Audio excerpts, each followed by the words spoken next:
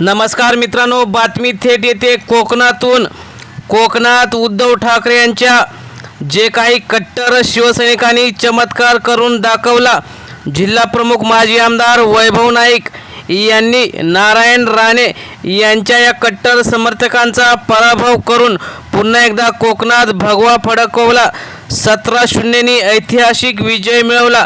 कोकणच्या राजकारणात पुन्हा एकदा भगव्या लाटेने ठाकरेंच्या शिलेदारांचं कमबॅक। नेमकं काय झालंय, कोणती निवडणूक होती ते आपण सविस्तर बघणार आहोत। चॅनलवर जर तुम्ही नवीन असाल तर चॅनल सबस्क्राईब करून बेल आयकॉन प्रेस करा।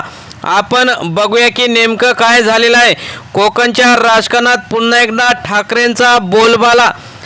माजी आमदार जिल्हा प्रमुख असलेले वैभव नाईक यांच्या या विजयाने जोरदार कमबॅक करत ठाकरेंचा आज बालेकिल्ला आहे असं सांगितलं आणि इतिहास घडवला।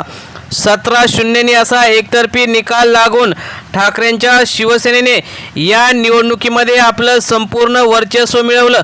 या विजयामागे स्थानिक पातळीवरील संघटन शक्ती, तसेच शेतकरी मच्छीमारांचा विश्वास आणि सर्वात महत्त्वाचं म्हणजे वैभव नाईक यांचं नेतृत्व निर्णायक ठरलं आहे। हा विजय केवळ निवडणुकीचा निकाल नाही, तर कोकणातील जनतेच्या मनातील भावना आणि भाजपाचा विरोधक असलेला यामधून दिसून येतो।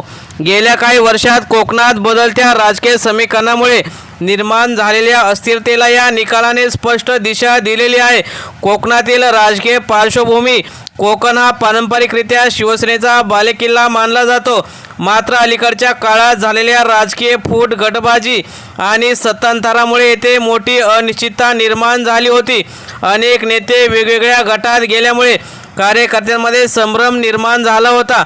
अशा परिस्थितीत झालेल्या या आर्थिक बँकेच्या निवडणुकीकडे संपूर्ण राज्याचं लक्ष लागलेलं होतं।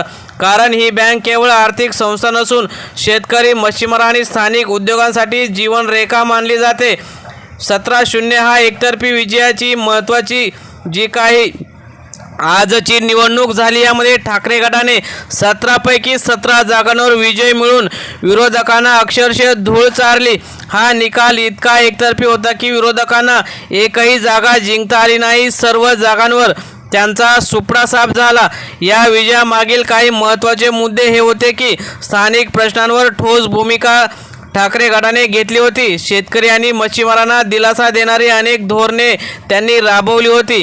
कार्यकर्त्यांमध्ये उत्साह होता आणि एकजूट होती। वैभव नाईकांनी महत्त्वाचा जो गेम प्लॅन केला होता त्यानुसार सर्वांनी काम केलं, म्हणूनच त्यांना विजयाचं मुख्य शिल्पकार म्हणून नाव घेतलं जात होतं। त्यांनी अत्यंत सूक्ष्म नियोजन करत प्रत्येक मतदारसंघात लक्ष केंद्रित केलं होतं। प्रत्येक ठिकाणी त्यांनी संपर्क मांडला होता। विरोधकांच्या कमकुवत बाजूवर अचूक त्यांनी प्रहार केला होता। शेतकरी आणि मच्छीमारांचा निर्णायक पाठिंबा या निवडणुकीमध्ये त्यांना भेटला होता।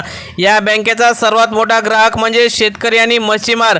गेल्या काही वर्षात त्यांना भेडसावणाऱ्या समस्या होत्या, त्या सर्व समस्या, कर्ज, नैसर्गिक आपत्ती, बाजारभावातील चढउतार यामुळे ते त्रस्त होते आणि हेच हेरून वैभव नाईकांनी त्यांना दिलासा दिला होता। ठाकरे गटाने यावर उपाययोजना करण्याचं आश्वासन दिलं होतं आणि प्रत्यक्षात अनेक ठिकाणी मदतसुद्धा पोहोचवली होती। विरोधकांच्या पराभवामागे अनेक कारणं दिसून येतात। एकजुटीचा अभाव, दादागिरी, वेगवेगळे गट असल्यामुळे मतांची विभागणी झाली, जनतेशी त्यांचा संपर्क तुटला होता। नकारात्मक प्रचारावर त्यांनी जास्त भर दिला होता। ठाकरेंच्या नेतृत्वाला बळ देणारी ही महत्त्वाची निवडणूक ही ठाकरेंच्या शिलेदारांनी जिंकली आहे। या विजयामुळे उद्धव ठाकरे यांच्या पक्षाला, या नेतृत्वाला कोकणात बळ मिळालं। सिंधुदुर्ग जिल्ह्यातील या महत्त्वाच्या निवडणुकीमुळे अनेक ठिकाणी त्यांना पाय रोवायला मिळतील। अनेक राजकीय विश्लेषकांच्या मते हा निकाल भविष्यातील विधानसभा आणि लोकसभा निवडणुकांसाठी दिशादर्शक ठरू शकतो। कार्यकर्त्यांनी निकाल जाहीर होताच जल्लोष केला। भगव्यांचा ढोल, ताशे, फटाके आणि गुलाल उधळत कार्यकर्त्यांनी विजय जल्लोष केला।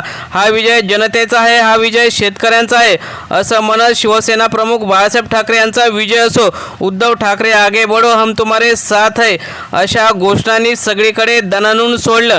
अनेक ठिकाणी भविष्यातील हा जो काही विजय आहे तो राजकीय समीकरण या निकालानंतर कोकणातील राजकारणात मोठे बदल होण्याची शक्यता आहे। अनेक ग्राउंड लेवलचे नेते ठाकरेंच्या गटात येऊ शकतात।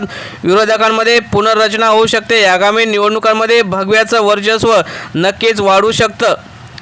मित्रांनो, तुम्हाला काय वाटतं, यापुढील सर्वच निवडणुकांमध्ये ठाकरेंचं यश कोकणात मिळेल का? तुम्हाला काय वाटतं? तुम्ही सुद्धा तुमच्या प्रतिक्रिया कमेंट बॉक्समध्ये नक्की कळवा. आणि कोकण शिवसेनेचा बालेकिल्ला आहे का? कमेंटमध्ये नक्की उत्तर द्या. धन्यवाद.